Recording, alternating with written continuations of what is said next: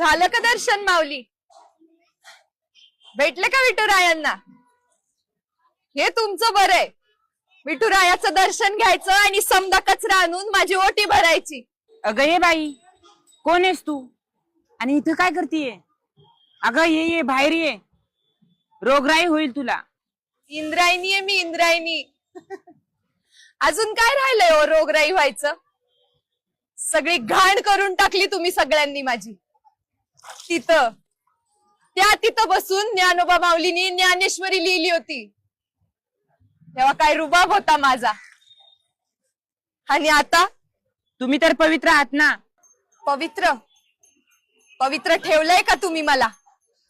लाखो भक्त येतात इथं विठ्ठलाच्या दर्शनासाठी, आणि दर्शन झालं की माझ्या इथे येऊन माझ्यावरती कपडे फेकतात, प्लास्टिकच्या पिशव्या फेकतात, हागून घाण करून ठेवतात. आई म्हणता ना तुम्ही मला, इंद्रायणी आई. मग तुमच्या आईच्या कुशीत तुम्ही असाच कचरा करता का? सुधरा रे आता तरी.